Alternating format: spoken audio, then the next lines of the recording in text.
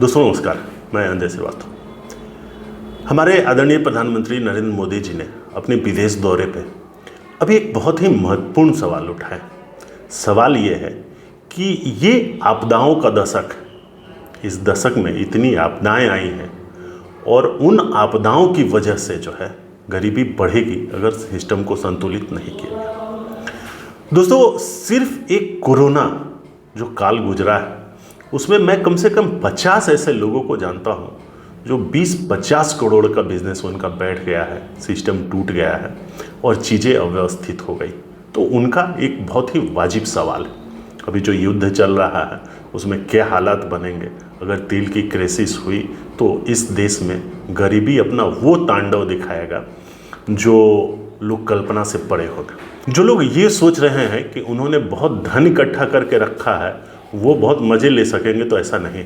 गरीबी अपने साथ बहुत सारी बुराइयां लेके आती है और उसमें क्राइम एक बहुत बड़ा फैक्टर है। अगर गरीबी बढ़ेगी तो क्राइम बढ़ेगा और क्राइम के चपेट में हर कोई आ जाएगा।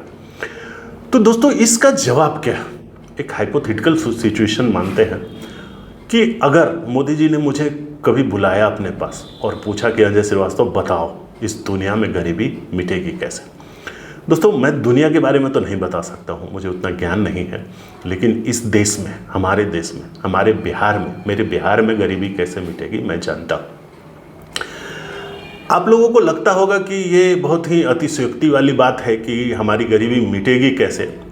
तो दोस्तों, मैं एक बहुत ही सिंपल फार्मूला बता रहा हूँ जिसके ऊपर मैं काम भी कर रहा हूँ, और अगर सरकार इस चीज़ को अमल में ले आती है तो 2 से 3 साल के अंदर उनको गरीबी कम करने के ऊपर जो इम्पैक्ट दिखेगा वो आप कल्पना से परे हो सकते हैं। दोस्तों, एक है एफएमसीजी मार्केट, आप सभी जानते होंगे। एफएमसीजी मार्केट क्या है? एफएमसीजी मार्केट में जो हम लोग दैनिक सामान खरीदते हैं, आटा, चावल, दाल, बिस्किट, टूथपेस्ट, इस तरह की चीज़ें एफएमसीजी मार्केट में आती है। आपको यकीन नहीं होगा, 17 लाख से 18 लाख करोड़ का जो है भारत में एफएमसीजी मार्केट है। हर मॉल, हर दुकान, कोई कॉमर्स कंपनियां पूरी की पूरी एफएमसीजी के ऊपर डिपेंड है। एक पर एक एफएमसीजी का ब्रांड आ रहा है। अब आप एफएमसीजी के डेटा को और थोड़ा फिल्टर करेंगे, आप अगर एफएमसीजी के डेटा को और फिल्टर करेंगे और अगर आप गूगल से पूछेंगे कि बताओ एफएमसीजी के बीच में भी आटा, चावल, दाल या किसान द्वारा उत्पादित चीज़ें कितनी की मिलती है, तो गूगल जो आपको अभी वर्तमान आंकड़ा देगा वो देगा कि 8300 करोड़ का सिर्फ आटा बिकता है। कौन सा? ब्रांडेड आटा, जो आईटीसी या अलग अलग कंपनियां लेके आ रही हैं, वो ब्रांडेड आटा 8300 करोड़ का बिकता है। और लगभग उतना ही आटा या उससे दुगना आटा और अनऑर्गेनाइज सेक्टर में बिकता है, जो हम लोग जिसको अपने डेटा में नहीं ले सकते हैं, मतलब जो इनका ट्रेडमार्क नहीं है या जीएसटी रजिस्ट्रेशन नहीं है, इस तरह के लोग।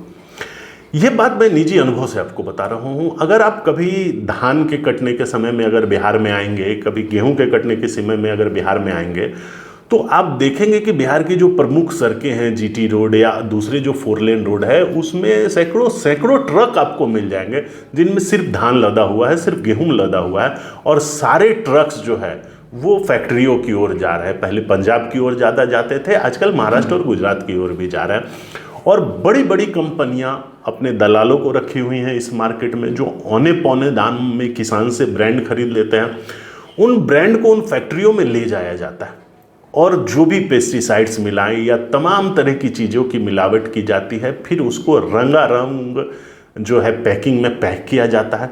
फिर उस पैकिंग को बड़े बड़े मशहूर हीरो हीरोइन या सेलिब्रिटीज से प्रचार करवाया जाता है, आपके दिमाग को ट्रैप कर लिया जाता है और हाइजीन के नाम से उसी प्रोडक्ट को फिर दोगुने तिगुने दाम में आपको बेचा जाता है। उदाहरण से समझिए, गेहूं बिहार में, मुजफ्फरपुर ज़िले में जब सीजन रहता है तो 20 रुपये से 25 रुपये के बीच में बिकता है, लेकिन वही आटा जब आप कोई कॉमर्स या किसी भी मॉल से खरीदिए तो कहीं भी 50 से 60 रुपये किलो से कम में नहीं मिलता। कहाँ जा रहा है 40 रुपये? ये 40 रुपये सिर्फ वो मोटी कंपनियां बना रही हैं जो अपने ब्रांडिंग के लिए इंडिया में जमे हुए हैं। अब सरकार को क्या करना?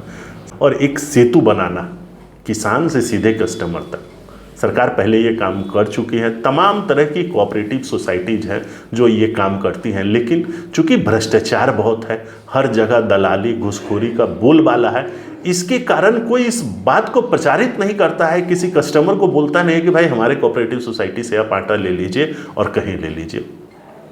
अगर कुछ ईमानदार लोग इस राज्य के ये सेटअप बना ले कि सीधे कस्टमर को से जो है ऑर्डर ले और किसान को दे दें, तो बीच में जो 40 रुपये का मार्जिन है वो इतना बड़ा मार्जिन है कि किसान लखपति हो जाएगा। जो कस्टमर सीधे किसान से माल खरीदेगा वो प्योर प्रोडक्ट खरीदेगा, एटलीस्ट उसमें पेस्टिसाइड्स नहीं होंगी, फ्रेश होगा। उस भोजन के उपयोग के बाद जो दवाई के ऊपर से बिल घटेगा तो वो कस्टमर भी स्वस्थ भी हो जाएगा और समृद्ध भी हो जाएगा और किसान समृद्ध हो जाएगा। ये सिस्टम सेट करना बहुत आसान है और टेक्नोलॉजी जब से आई है तब से और आसान है। आप उदाहरण ओला और उबर का ले सकते हैं। आप अपने ऐप में खोलिए, तमाम तरह की टैक्सी वहाँ रजिस्टर्ड है। आप किसी भी टैक्सी वाला आपको अप्रोच करेगा, भाई यहाँ जाऊँगा, इतना पैसा लूँगा, बात खत्म। आप सोचिए अब डायरेक्ट जो टैक्सी वाला है वो कमा रहा है। बस सेम चीज़ को आपको अप्लाई कर देना है किसान और कस्टमर के बीच में। किसान पैसे से समृद्ध हो जाएगा, आपका कस्टमर स्वास्थ्य के रूप में समृद्ध हो जाएगा। लेकिन ये पूरी व्यवस्था करेगा कौन? ये पूरी व्यवस्था सरकार को करनी होगी।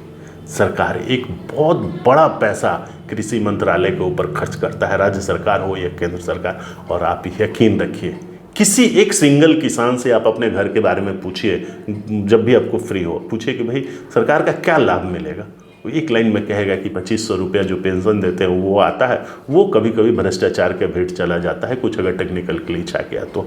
बाकी जिस दिन उसका फसल कटता है उस दिन दलाल गिद्ध दृष्टि से उस फसल पे पड़े रहते हैं और औने पौने दाम में उसको खरीद के ले जाते हैं। अगर सरकार सिर्फ इस सिस्टम को करेक्ट कर ले तो आपको पता है ये देश में तो कोई भूखे नहीं रहेगा।